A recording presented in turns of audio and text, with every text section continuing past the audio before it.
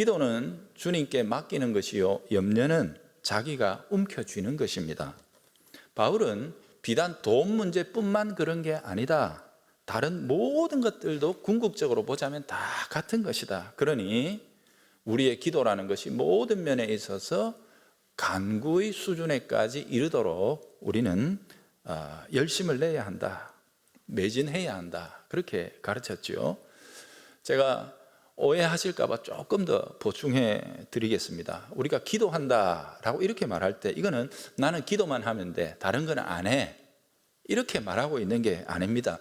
기도로 일을 한다는 뜻입니다. 내가 일하는 그 모든 근본적인 힘의 원천을 기도에서 받아서 한다는 뜻이에요.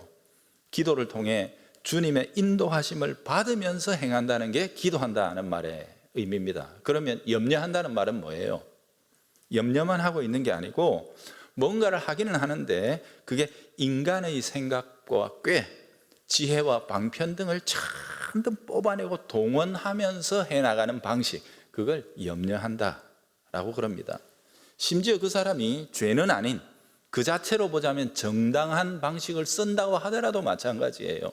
적어도 그 일, 지금 해나가는 그 상황 속에서 하나님이 나의 주인 되신다라는 사실을 분명하게 의식하지 않고 있다면, 혹은 그것을 별다른 문제로 여기지 않고 뒤로 제쳐둔 채로 하고 있다면, 그는 근심으로 일하고 있는 자와 다를 바가 하나도 없는 것입니다.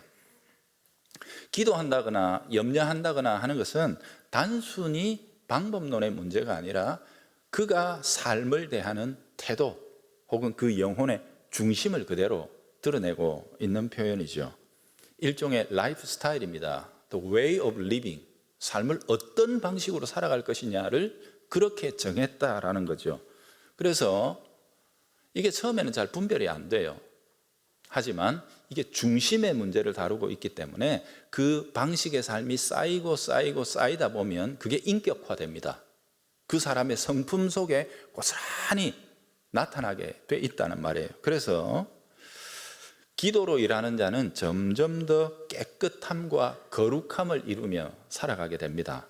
반면에 염려를 자기의 삶의 방식으로 선택한 자는 바울이 디모데전서 6장 9절에서 10절 우리가 이미 보았죠. 거기에서 경고하고 있었던 바대로 여러 가지 어리석고 해로운 욕심에 빠져들기 십상입니다. 그 당시에는 보면 그거 참 괜찮다, 정말 외통수다, 확실하고 뾰족한 수다, 그렇게 생각했던 인간의 지혜와 방법들이 사실은 욕심에 빠져서 마귀에게 놀아나고 있는 것이었다. 이걸 나중에 발견하게 되는 거죠. 여러분, 욕심에 빠진 인간만큼 갖고 놀기에 쉬운 대상이 없습니다. 마귀 입장에서요.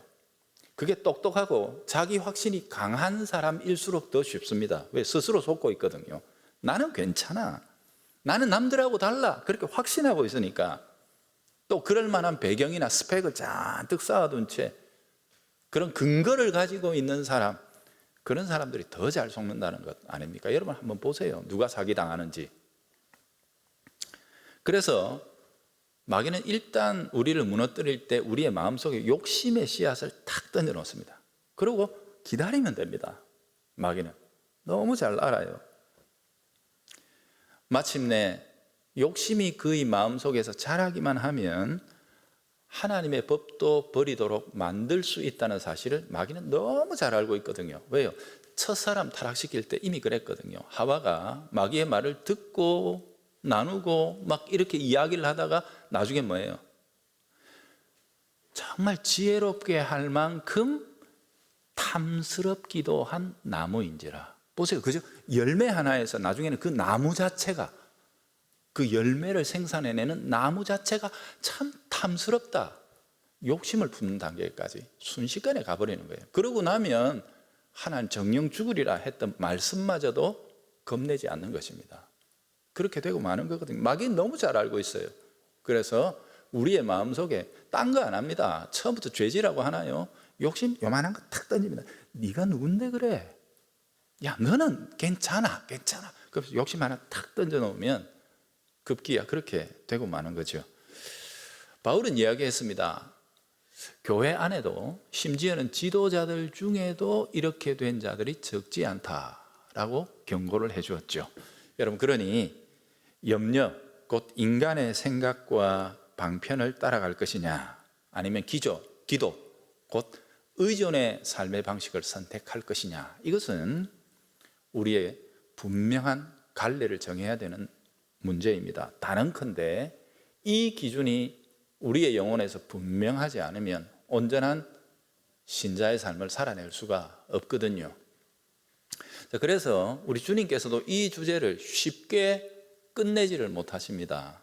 여러분 아시죠? 24절에 보면 주님께서는 이 돈이냐 재물이냐, 하나님과 재물 사이 양자택일하는 거다, 이거 1계명의 문제다라고 매듭을 꽉 지으면서 끝을 내버리신 줄 알았는데 25절에 똑같은 얘기를 다시 한 번 더 풀어서 해주신단 말이에요.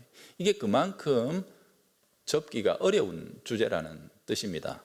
그래서 이번에는 주님께서는 아주 구체적인 예를 들어가지고 설명하고 다독여 주고 계시죠. 염려를 버리고 하나님을 의존하는 방식의 삶을 선택해야 할 이유가 온 천지 만물 가운데 너무도 사소한 일들 가운데서도 많이 있다, 그 사실을 주목해서 좀 봐라, 주님 그렇게 설명하시는 거예요. 26절 27절에 보면 공중의 새를 봤니? 새를 한번 봐봐. 28절에서 30절까지는 들의 백합화를 한번 봐봐라, 그리고 생각해봐라, 주님 그렇게 말씀하시죠. 여기 보라, 생각하라, 이건 같은 뜻입니다. 놓치지 말고 발견해야 할 뭔가가 그 속에 있다는 뜻이죠. 푼돈에 팔리는 새들도 먹여주시고 아궁이에 던져버릴 풀도 입혀주시는 분이 너희 하늘 아빠시다 하는 겁니다.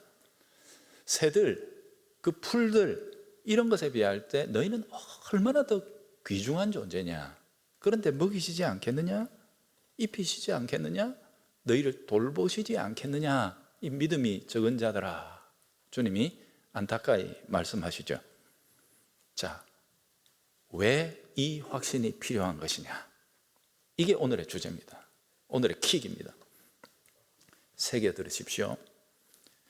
하늘 아빠께서 우리를 그토록 지키시고 돌보시고 양육하신다는 사실에 대한 확신이 분명해야만 그때부터 우리가 제대로 된 염려를 할 수 있기 때문에 그렇습니다. 더욱더 고상하고 영원하고 거룩하고 복된 염려가 있습니다.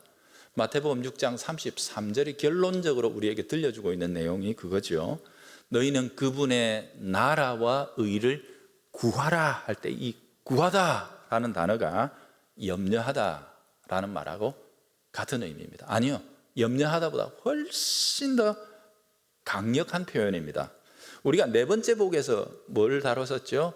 의에 줄이고 목마른 자들, 이렇게 얘기할 때 그 줄임, 목마름, 한 모금의 물을 마시지 못하면 나는 죽고 말 것입니다 라는 그 절박한, 그게 바로 이 구하다라는 단어하고 똑같아요. 염려하다보다 훨씬 더 강력한 의미죠. 당장에 마시지 않으면 나는 죽어버릴 것 같다라고 생각하는 사람처럼 하나님의 나라와 의에 대하여 너희들이 그렇게 추구하며 그것을 염려하며 살아가도록 만들어진 존재라는 것을 주님이 가르쳐 주신 거예요. 우리의 영혼이 그래야 하고 영혼이 그렇기 때문에 우리의 삶에서 구체적으로 그 사실이 나타나야 한다는 거죠. 과연 그렇게 살았던 사람들이 있습니다. 많이 있습니다만 그 중에 한 분 소개해드리면 사도 바울입니다. 고린도후서 11장 23절에서 28절까지 그의 고백을 들어보겠는데요, 여러분 길지만 한번 잘 새겨 들어보십시오. 내가 수고를 넘치도록 했다, 그는 그렇게 이야기를 하죠. 옥에 갇히기도 더 많이 하고 매도 수없이 맞고 여러 번 죽을 뻔하였으니 유대인들에게 40에서 하나 감한매를 5번 맞았으며 3번 태장으로 맞고 1번 돌로 맞고 3번 파선하고 일주야를 깊은 바다에서 지냈으며 여러 번 여행하면서 강의 위험과 강도의 위험과 동족의 위험과 이방인의 위험과 시내의 위험과 광야의 위험과 바다의 위험과 거짓 형제 중에 위험을 당하고 또 수고하며 애쓰고 여러 번 자지 못하고 줄이며 목마르고 여러 번 굶고 춥고 헐벗었노라. 참 버라이어티하죠. 그런데 바울은 이렇게 이야기합니다. 이 외에 이런 고사, 이것 말고도 더 많이 있는데 그 정도는 놔둬라. 이 정도는 소위 좀 못된 세상 말로 그 정도는 껌값밖에 안 된다. 그 별거 아니다. 이런 지금 내가 얘기하는 이게 별거 아니다. 무엇에 비하면 지금부터 이야기하는 것에 비하면 그게 뭐예요? 내가 아직도 날마다 내 속에 눌리는 일이 있다. 이렇게 얘기했습니다. 그게 뭐예요? 곧 모든 교회를 위하여 염려하는 것이라. 내 속에 눌리는 것이 있다라고 이야기합니다. 이 극단적인 염려의 상태를 말하죠. 어떤 염려인가? 교회를 위한 염려. 그렇게 이야기했습니다. 교회를 교회답게 세워나가는 일에 그가 극단적인 스트레스와 고민거리를 안고 살아가고 있다는 거죠. 우리 바울의 일화를 성경에서 추적해 보면 그가 거의 우울증의 깊은 단계까지 이 교회 혹은 믿음의 동력자인 디도를 위해 근심할 때 들어갔던 사실을 우리는 발견할 수 있습니다. 바울의 고뇌는 절대로 얕은 게 아닙니다. 날마다 눌린다 그랬습니다. 이게 일주일에 한 2번 정도 하는 게 아니고요. 에브리데이 그런다. 풀려나지를 못하는 이 근심에서.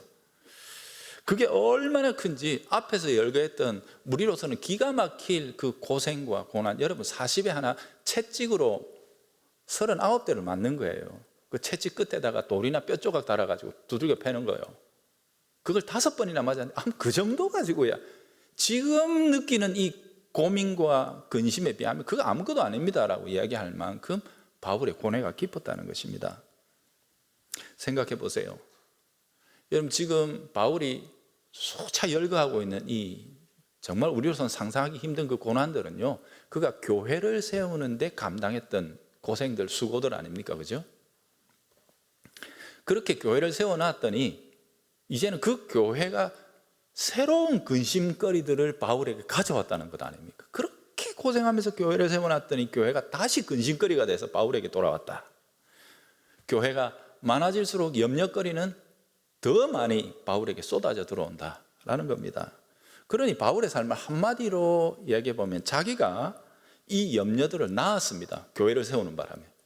그리고 그 염려들을 품었습니다. 그리고 그 염려 때문에 끙끙 앓고 있는 삶이 바로 바울의 삶이다라고 말할 수 있지 않겠어요? 근데 바울은 이 일을 기꺼이 한다고 합니다. 기쁘게 한다고 합니다. 이 고뇌 속에 나를 두신 것이 영광이다라고 그렇게 이야기를 합니다. 왜냐하면 이것이 참으로 복되고 영광스러운 염려이기 때문에 그렇습니다. 영원한 주님의 영광을 상급으로 받을 십자가이기 때문에 그렇다는 겁니다. 여러분, 이 염려는 바울 자신의 것이 아닙니다. 이 염려의 원본이 있습니다. 누굽니까? 예수 그리스도입니다. 겟세마네 동산에서 기도하시던 주님의 깊은 고뇌, 그 처절한 염려를 통해 예수님께서는 하나님의 나라와 의를 이루어 가십니다. 그날 밤 기도할 때 우리는 그저 땀방울이 핏방울이 되었다. 그 정도로 우리는 감각하고 있지만 그 기도를 시작할 때 주님은 제자들에게 그럽니다. 내 마음이 심히 근심하고 고민하여 죽을 것 같다. 같이 기도 좀 해다오. 근데 제자들은 다 졸며 자죠. 예수님 입에서 그 이야기가 나왔어요. 내가 지금 근심 때문에 죽을 것 같다. 기도해줘. 그날 밤이 그 깊은 고뇌의 밤이었습니다. 그리고 그 고뇌를 통해 주님은 하나님의 뜻에 자기를 내어 순종하시는 그 자리로 나가셨죠. 이게 바로 우리가 해야 할 염려의 모범입니다. 바울 역시도 이 본을 통해서 자신의 염려와 자신의 십자가가 무엇인지를 발견했던 거죠. 어떻게 하든지 자신의 삶을 그리스도처럼 경영하려는 간절한 소원을 품게 된 것입니다. 그래서 바울의 편지 여러 군데서 이렇게 내가 그리스도를 본받는 자 된 것처럼 여러분들은 저를 본받으십시오. 우리 모두가 하나 다 그리스도답게 되자라고 이렇게 청하고 있는 내용이죠. 이런 염려가 바로 하나님의 나라와 의를 구하는 것이며 그걸 위해서 예수님께서는 돈 염려, 먹고 입고 마시는 염려로부터 벗어나야 한다. 그렇게 말씀하신 것입니다. 그 염려에 빠져 살아가고 있으면 어떻게 참으로 해야 할 영광스러운 염려에 들어갈 수 있겠느냐 하는 겁니다. 먹고 입고 마심이라는 것, 전부 이 땅에 속한 우리 육체를 위한 것들이 아닙니까? 온통 여기에다가 우리의 마음과 생각과 영혼을 다 쏟아버리고 나면 껍데기밖에 안 남는데 그거 가지고 주의 일을 하자, 다 건성건성일 수밖에 없지요. 주님 그거를 기뻐하시지 않는 겁니다. 어떻게 하나님의 나라와 의를 추구하며 살겠습니까? 예수님께서 이 솔로몬의 옷을 예로 들어가지고 재미있는 비유를 들려주시죠. 내가 예를 하나 들어볼게. 솔로몬의 옷 알지? 그러면서 이야기해 줍니다. 여러분, 옷이라는 건 우리에게 참 많은 의미를 던져주죠. 우리 찬양대원들이 지금 다른 옷 입고 있잖아요. 우리하고, 그죠? 뭔가 의미가 있는 겁니다. 예를 들어서 어떤 분이 군복을 입고 있다. 그러면 우리는 대번에 그 사람의 신분을 알 수 있습니다. 뭐 하는 사람이죠? 일부는 옷으로 또렷하게 나오던데 모르십니까? 군복 입고 있으면 군인입니다. 네, 그 사람 어깨에 별이 하나가 반짝이고 있어요. 그러면 우리는 군인이라는 사실 외에도 뭘 알 수 있죠? 아, 이 사람이 장군이구나, 지위가 높다는 걸 알 수 있습니다. 솔로몬의 입은 옷이라는 말이 그런 의미입니다. 그의 신분과 영광과 지위와 부와 명예를 다 그 속에 담고 있는 옷이라는 것. 하지만 주님께서는 그 인간들이 더덕더덕 만들어서 영광스럽다, 빛난다 해가지고 만든 인간째 그 부가물들, 그것들이 주렁주렁 달려있는 솔로몬의 옷, 그 모든 것을 다 합쳐도 내일 아궁이에 던져질 들풀에 입혀놓으신 하나님의 영광에 따라오지 못한다, 이렇게 말씀하셨어요. 우리는 그렇게 생각 안 하지요. 주님 그렇게 말씀하셨어요. 인간이 쌓은 그 어떤 높고 화려한 것들도 하나님께서 주신 가장 작고 초라한 것의 영광을 넘어설 수 없다 하는 것이 주님의 가르침이에요. 땅에서 만든 그 어떤 것이 하나님이 주시는 영광과 비교할 수 있단 말입니까? 주님은 그 본질적인 것을 지금 우리들에게 이야기하고 있는 거예요. 주님은 이렇게 말씀하세요. 새를 봐라, 꽃을 봐라. 아버지께서 먹이시고 입히시는 것이 아니냐? 뭘 그리 잘 먹고 잘 입고 싶으냐? 인간들이 만든 그런 것들로 치렁치렁 가꾸고 꾸미고 먹고 마시고 한다고 해서 참으로 네 생명이 존귀와 영광을 얻는 것이냐? 거기에서 벗어나라. 그것은 영원하지 않다. 참으로 아버지께서 주시는 영원하고 복된 것들의 가치를 찾으며 거기에 헌신하면서 살아라. 이게 바로 지금 마태복음 6장 마지막 부분의 핵심적인 결론이죠. 근데 이 말을 누가 하셨어요? 너희는 그래라 그래 놓고 자기는 혼자 호의호식하며 잘 입고 하는 내로남불의 결정판입니까? 천만에요. 그분이 땅에서 이렇게 사셨어요. 뭐라고 하셨죠? 여우도 굴이 있고 공중의 새도 거처가 있을 때 인자는 머리 둘 곳조차 없다. 아버지께 부름받아 공적으로 살아가셨던 그 공생의 많은 날들을 제자들과 함께 들판에서 풍천노숙하시며 지내셨던 그분이 하신 말씀입니다. 여러분, 그분이 이런 삶을 즐기시는 분인가요? 천만에요. 천만에 그렇지 않습니다. 그분께서는 다만 아버지의 나라와 뜻과 목적에 자신의 삶과 영혼, 그 초점을 맞추고 사셨는데 그 이유는 그렇게 막 사는 삶이 좋아서 그런 게 아닙니다. 아버지께서 이루실 뜻이 있어서 그 뜻을 이루신 이후에 주실 영광이 있기 때문에 그렇게 사신 겁니다. 과연 아버지의 것으로 그 아들에게 채워주십니다. 하늘과 땅의 모든 권세를 주사 영원토록 만유의 주님이 되게 하셨다는 것, 우리 빌립보서에서 충분히 읽고 있지 않습니까? 주님은 말씀하시죠. 나만 그런 게 아니다. 당신의 뒤를 따라 하나님의 나라와 뜻을 구하며 그 나라를 위한 거룩한 염려에 자신을 내어드린 모든 제자들, 주님의 백성들, 그들을 위해서도 동일한 영광이 있을 것임을 복음서 곳곳에서 주님은 말씀해 두신 거죠. 여러분 생각하십시오. 집중하고 몰두해 보십시오. 왜 우리가 돈과 물질의 염려에 사로잡혀서 살아가게 되는 것입니까?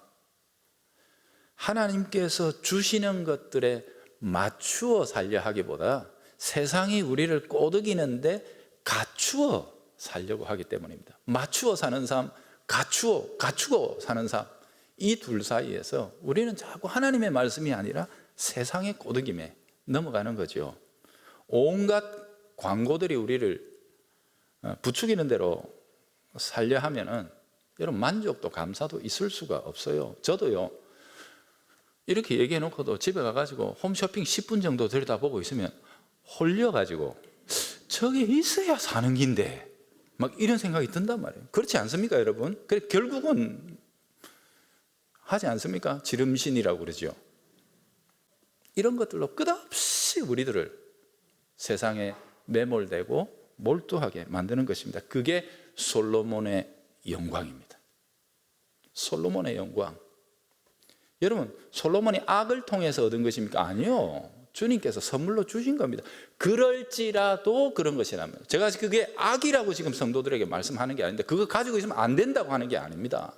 그게 본질적인 의미에서 우리의 영혼을 사로잡게 허용해서는 안 된다는 것입니다.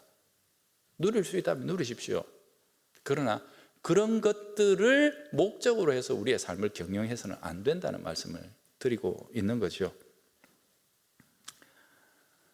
그렇게 살다 보면 우리가 진정으로 품어야 할 영원하고 영광스러운 염려들을 품을 수가 없기 때문에 그렇습니다. 그러니 분별해야 하는 거죠. 마귀는요, 이처럼 온갖 가지 것들로 우리들의 염려를 빼앗아 가려고 합니다. 우리가 영원하고 주님 주시는 거룩한 염려들을 할까 봐 마귀는 안달부달합니다. 그래서 다른 염려거리들로 우리의 염려를 뺏어가는 것입니다. 주님을 위한 마음 눌림, 영원하고 거룩한 염려, 이런 것들을 놓쳐버리도록 우리를 미혹한다는 거죠. 그래서 주님께서는 안개처럼 사라지고 말 싸구려 염려들을 극복하고 하나님의 나라와 영광을 위한 영원하고 복된 염려에 몰두하라, 그렇게 우리를 초청하시는 것입니다. 물론 우리는 예수님이나 바울과 다릅니다. 여러분, 오버하시면 안 됩니다. 항상 저는 강조합니다. 신앙생활을 할 때 제일 위험한 것이 은혜 받았다고 오버하는 것입니다. 용량초과하는 거예요. 순간적으로 우리의 감정이 달떠가지고 뭐든지 다 할 수 있을 것처럼 나서는, 아니요, 차분해야 합니다. 은혜를 받아도 머리는 차갑게, 가슴은 뜨겁게, 이 두 가지가 우리의 손으로 와서는 온전한 균형을 이루도록 우리가 그렇게 살아야 하는 것입니다. 우리는 바울이나 예수님처럼 당장에 그렇게 살 수 없습니다. 그러나 분명히 우리를 부르시고 우리를 세우신 곳에서 우리의 색깔과 우리의 모양대로 살면 됩니다. 우리에게 주신 은사와 달란트만큼, 한 달란트면 어떻습니까? 그만큼 살면 됩니다. 중요한 것은 뭐예요? 중심의 문제입니다. 중심. 무엇을 위하여 사는가? 우리의 중심에 먹든지 마시든지 무엇을 하든지 다 하나님의 영광을 위해서 하겠다는 그거, 오늘 우리 마태복음 6장 33절에 나오는데 하나님의 나라와 의를 구하며 하겠다는 그 중심만큼은 같아야 합니다. 하는 분량이나 또 파급력이나 이런 것들은 다 다를 수 있어요. So what? 주님은 그것까지 우리를 판단하지 않으시거든요. 착했느냐, 중심의 문제 아닙니까? 충성되느냐, 중심의 문제 아닙니까? 주님 그것 보시고 우리를 판단하시는 거거든요. 그러니 일의 크기가 아니라 우리의 중심을 놓치면 안 된다는 거 보세요. 먹든지 마시든, 먹으라는 거 아닙니까? 전제가 마시라는 거 아닙니까? 그러나 그 먹고 마심의 궁극적인 목적이 먹고 마심에 있는 것이 아니라 하나님의 영광에 매여 있는 상태로 살아가라는 것 아닙니까? 우리가 이것을 잘 분별하면서 살아야 합니다. 솔직히 우리는 여전히 죄가 더 익숙한 사람들 아닙니까? 거룩하기는 힘이 들고 애를 써야 합니다. 그런데 죄 짓는 거 어렵습니까? 쉽습니다, 여러분. 조금만 긴장 풀고 일하고 있으면 어느새 죄 짓고 있는 자신을 발견하게 됩니다. 거룩하기는 얼마나 힘든데요. 그게 우리들입니다. 그러니 매일마다 우리는 우리의 삶을 선언적이고 또 고백적으로 감당해야 합니다. 순간마다 우리 자신을 일깨우고 다그치면서 나가야 합니다. 도나, 너는 아니다. 네가 참 귀하고 매력적이기는 하지만 너에게 내 궁극적인 만족과 목적을 둘 수는 없다. 이 사실을 선언하면서 사셔야 됩니다. 승진도, 건강도, 성공도, 사람들의 칭찬과 인정받는 것도 마찬가지입니다. 하지 말라는 게 아닙니다. 거기에 매여버리지는 말아야 한다. 오히려 그 모든 과정이 어떻게 하든지 하나님의 영광을 드러내는 과정이 되도록 우리의 삶을 경영해 나가야 하는 것입니다.